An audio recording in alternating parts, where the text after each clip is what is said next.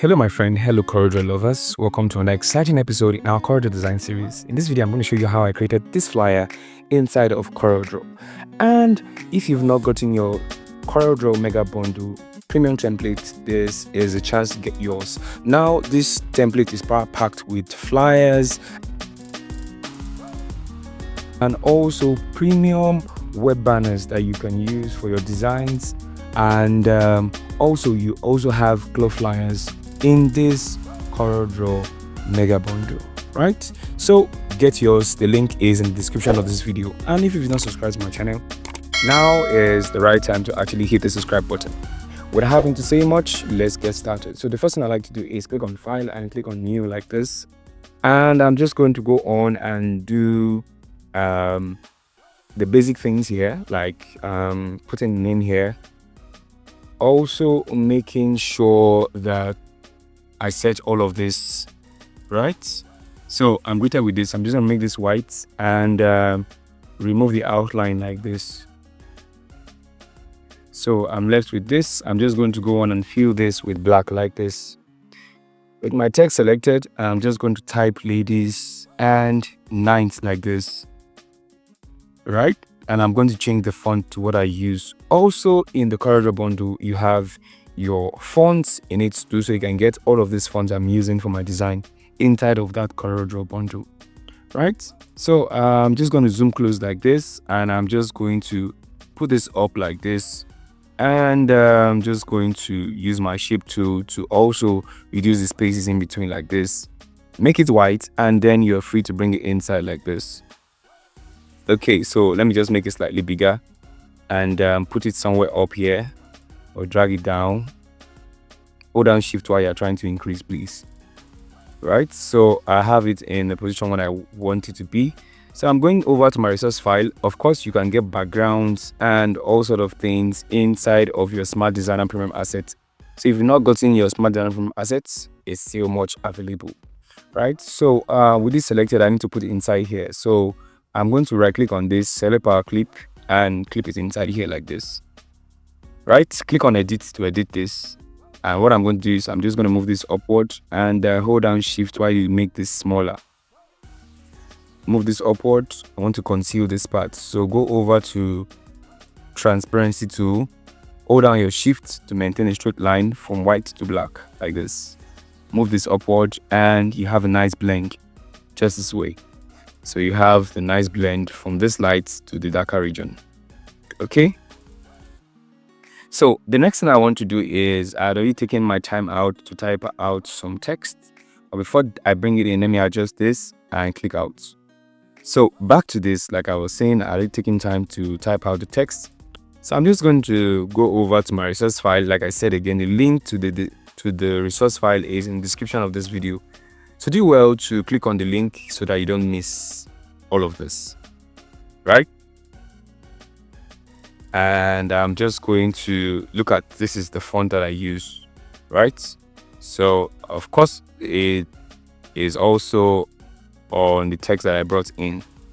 So I'm just going to move this upward like this, and I think it's good like this. Select all of them and move it to the side like this.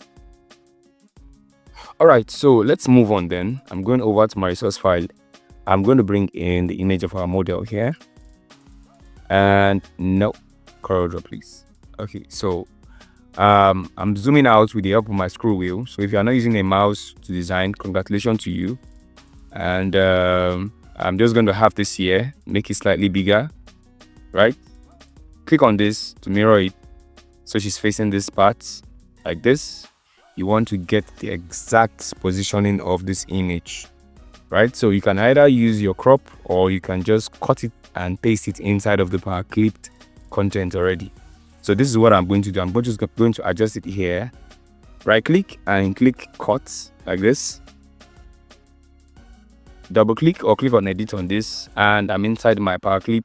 Ctrl V to paste it. And when I'm done, I just click finish. Voila. So it's exactly where I want it to be. So like this, we are already halfway through this design, right? I'm just going to adjust this and make a duplicate copy of this. Ctrl C and Ctrl V. I'm going to rotate this like this, so it's facing this direction. Control Z, that was a mistake. And move this in place, convert it to bitmap, everything stays the same, click OK. What you want to do is click on transparency and fade this out like this from white to black. So I can have this somewhere here. It's not done yet. I want to fade this part too. So I have to go back, bitmap, and make sure it's 300, click OK. Repeat the same process from white to black so you don't have sharp edges there. And I'm just going to have this way here. Change the blend mode to screen, and when you're done, click finish, and there you go. Easy peasy. So next thing I'm going to do is click on edit, the power clip content, Ctrl C, Ctrl V, mirror this to face this direction, and I'm going to put it just slightly above the image so it has this light effect on her like this, and click on finish like this. Right, so this is what you should have at the end of the day. So to spice this up just a little bit, I would add an extra light, but I'm going to add a twist to the lights. So what I'm going to do is I'm going to select this, drag it inside here like this, and I'm going to put this outside first. You can notice how I put things outside before I even drag them inside. So with this selected, I'm going to fade the edges, transparency to fade this part here. Immediately do that, make sure you go and bitmap it, convert to bitmap, everything stays the same, okay.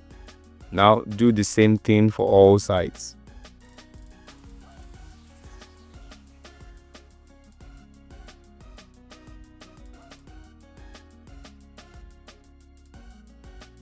This part, convert to bitmap. And the last part here, convert to...